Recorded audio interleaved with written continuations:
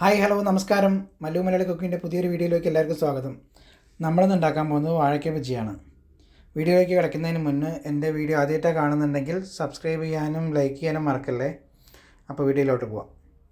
ബജ്ജി ഉണ്ടാക്കാനായിട്ട് ഞാൻ 2 വാഴയ്ക്ക എടുത്തിരിക്കുന്നത്. അതിൻ്റെ 2 സൈഡും കട്ട് ചെയ്ത് മാറ്റാം. വാഴയ്ക്കയുടെ തോല് നമുക്ക് ഇതേപോലെ ഒരു പീലർ വെച്ചിട്ടോ കത്തി വെച്ചിട്ടോ നമുക്ക് ചെത്തിക്കളക്കാം. ഓക്കെ, ഇത് ഏകദേശം റെഡി ആയിട്ടുണ്ട്. നമുക്കിനി ഇതേപോലെ ഒരു സ്ലൈസർ കൊണ്ടോ കത്തി കൊണ്ടോ നമുക്കതിനെ ഇങ്ങനെ കട്ട് ചെയ്തെടുക്കാം. ഞാനിവിടെ കത്തി കൊണ്ടാണ് കട്ട് ചെയ്യുന്നത്. ഏകദേശം ഒരേപോലെ വരുന്ന രീതിക്ക് നമുക്ക് കട്ട് ചെയ്തെടുക്കാം. ഇനി കഴുകി വൃത്തിയാക്കിയ ഒരു സവാള നമുക്ക് വട്ടത്തിൽ അരിഞ്ഞു കൊടുക്കാം. നമുക്ക് വാഴയ്ക്ക ബജ്ജിയുടെ കൂട്ടത്തിൽ നമുക്ക് സവാള ബജ്ജിയും കൂടി നമുക്കൊന്ന് ഉണ്ടാക്കി നോക്കാം. ഇതുപോലെ തന്നെ നമുക്ക് ഉരുളക്കിഴങ്ങ് ബജ്ജി, മുട്ട ബജ്ജി, വഴുതനങ്ങ ബജ്ജി, ബോണ്ട ഇതെല്ലാം ഒരേ മാവിൽ തന്നെ നമുക്ക് ഉണ്ടാക്കിയെടുക്കാൻ പറ്റും. കട്ട് ചെയ്ത വാഴയ്ക്ക നമുക്കൊരു പരന്ന പ്ലേറ്റിലേക്ക് നമുക്ക് വെച്ച് കൊടുക്കാം. വാഴയ്ക്കയിലുള്ള വെള്ളത്തിനെ ഡ്രൈ ചെയ്യാനാണ് നമ്മളിങ്ങനെ ചെയ്യുന്നത്. അങ്ങനെ വാഴയ്ക്ക മാവിൽ മുക്കുമ്പോൾ മാവും വാഴയ്ക്കയിൽ പിടിച്ചിരിക്കാൻ സഹായിക്കും.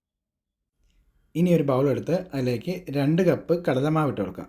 ഞാൻ ഇതിൻ്റെ കൂടെ അരിപ്പൊടി ചേർക്കുന്നില്ല. നിങ്ങൾക്ക് ചേർക്കണമെന്നുണ്ടെങ്കിൽ 3 ടേബിൾ സ്പൂൺ അരിപ്പൊടി ചേർക്കാവുന്നതാണ്. അരിപ്പൊടി ചേർത്ത് കഴിഞ്ഞാൽ ബജ്ജി നല്ല ക്രിസ്പിയായി കിട്ടും. ബജ്ജിക്ക് എരിവിന് ആവശ്യമായ മുളക് പൊടി ഇട്ട് കൊടുക്കാം. 2 ടീസ്പൂൺ മുളക് പൊടി. ഇനി 1/2 ടീസ്പൂൺ കായപ്പൊടി. ഇനി 1/4 ടീസ്പൂൺ ബേക്കിംഗ് സോഡ, ആവശ്യത്തിന് ഉപ്പ്. ഇനി ഇതെല്ലാം കൂടി ചേർത്ത് നന്നായിട്ട് ഇളക്കി യോജിപ്പിക്കാം. നമ്മൾ വെള്ളം ചേർക്കാതെയാണ് ഇളക്കുന്നത്. ഓക്കെ, ഇപ്പോൾ ഏകദേശം റെഡി ആയിട്ടുണ്ട്. ഇനി നമുക്ക് ആവശ്യത്തിനുള്ള വെള്ളം ചേർത്ത് കൊടുക്കാം. ഇനി മാവിലേക്ക് കുറച്ച് വെള്ളം ഒഴിച്ച് കൊടുക്കാം. മാവിന് ആവശ്യമായിട്ടുള്ള കുറേശ്ശെ വെള്ളം ചേർത്ത് കൊടുക്കാം. നന്നായിട്ട് ഇളക്കി യോജിപ്പിക്കാം. ഇപ്പോൾ ഏകദേശം മാവ് ഇവിടെ കലക്കി റെഡിയാക്കിയിട്ടുണ്ട്. ഇനി നമുക്കൊരു സ്പൂൺ എടുത്ത് അതിലൊന്ന് മുക്കിയിട്ട് നോക്കാം. അപ്പോൾ അതിലോട്ട് ഒട്ടിപ്പിടിക്കുന്ന രീതിയിലായെങ്കിൽ നമ്മുടെ മാവ് ഇവിടെ റെഡി ആയിട്ടുണ്ടെന്നാണ് മനസ്സിലാക്കേണ്ടത്. നമ്മുടെ ബജ്ജിക്കായുള്ള മാവ് ഇവിടെ റെഡി ആയിട്ടുണ്ട്. ഇനി ഓരോരോ വാഴയ്ക്ക നമ്മുടെ ഈ മാവിലേക്ക് നന്നായിട്ട് മുക്കിയെടുത്ത് നന്നായി ചൂടായി വെച്ചിരിക്കുന്ന എണ്ണയിലേക്ക് നമുക്ക് ഇട്ട് കൊടുക്കാം.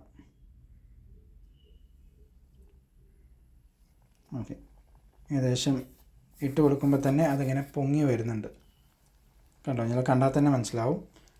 ഇനി അതിന് ഓരോ സൈഡായിട്ട് മറിച്ചിട്ട് കൊടുക്കാം. നമ്മുടെ തീ മീഡിയം ഫ്ലെയിമിൽ വയ്ക്കുന്നതായിരിക്കും നല്ലത്. അങ്ങനെയാകുമ്പോൾ അധികം കരിയാതെ നമുക്ക് എടുക്കാൻ പറ്റും. നമ്മളുടെ വാഴയ്ക്ക ബജ്ജി ഇവിടെ റെഡി ആയിട്ടുണ്ട്. ഇനി നമുക്കൊന്ന് കോരി മാറ്റി വയ്ക്കാം.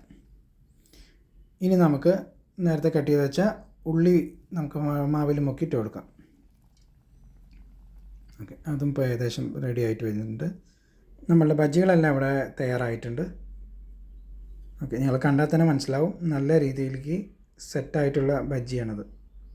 ഓക്കെ, നമുക്കിതിനാവശ്യമായിട്ടുള്ള ചമ്മന്തി നമുക്ക് റെഡിയാക്കി എടുക്കാം.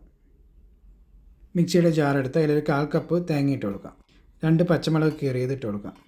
ഒരു ചെറിയ കഷ്ണം ഇഞ്ചി, ഒരു 6-7 ചെറിയുള്ളി. നമ്മൾ ചമ്മന്തിക്ക് ആവശ്യമായിട്ടുള്ള പുളി ഇട്ട് കൊടുക്കാം. കുറച്ച് കറിവേപ്പില, വറ്റൽമുളക് 2 എണ്ണം, അരയ്ക്കാൻ ആവശ്യമായ 1/4 കപ്പ് വെള്ളം ഒഴിച്ച് കൊടുക്കാം. ഇനി അരച്ചിട്ട് വരാം. ഏകദേശം അരച്ച് റെഡി ആയിട്ടുണ്ട്. ഇനി ചൂടായ എണ്ണയിലേക്ക് 1/4 ടീസ്പൂൺ കടുകിട്ട് കൊടുക്കാം. 1/4 ടീസ്പൂൺ വെള്ളം ഒഴിഞ്ഞിട്ട് കൊടുക്കാം. 2 വറ്റൽമുളക് പൊട്ടിച്ചിട്ട് കൊടുക്കാം.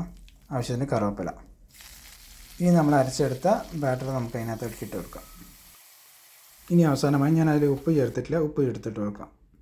പുളിയുടെ പുളിപ്പിൻ്റെ അളവിനനുസരിച്ചാണ് ഞാൻ ഉപ്പ് ചേർക്കുന്നത്. ഓക്കെ, നന്നായിട്ട് ഇളക്കി കൊടുക്കാം. നമ്മളുടെ ബജ്ജിക്കുള്ള ചമ്മന്തി ഇവിടെ റെഡി ആയിട്ടുണ്ട്. ഈ മഴ സമയത്ത് ചൂട്ടോടെ കഴിക്കാൻ പറ്റിയ 2 ബജ്ജിയാണ് ഞാനിവിടെ ഉണ്ടാക്കിയിരിക്കുന്നത്. വീഡിയോ ഇഷ്ടപ്പെട്ടെന്ന് വിചാരിക്കുന്നു. അപ്പോൾ നമ്മുടെ ഇന്നത്തെ വീഡിയോ ഇത്രയേ ഉള്ളൂ. വീഡിയോ ഇഷ്ടപ്പെട്ടാൽ നിങ്ങളുടെ ഫ്രണ്ട്സിനും ഫാമിലിക്കും എല്ലാവർക്കും ഷെയർ ചെയ്യാൻ മറക്കല്ലേ. ഇതേപോലെ നിങ്ങളും ബജ്ജികൾ ഉണ്ടാക്കി അഭിപ്രായങ്ങളും നിർദ്ദേശങ്ങളും താഴെ കമൻറ്റ് ചെയ്യാൻ മറക്കല്ലേ. ഇനി പുതിയൊരു റെസിപ്പിയായിട്ട് ഞാൻ നാളെ വരാം. താങ്ക്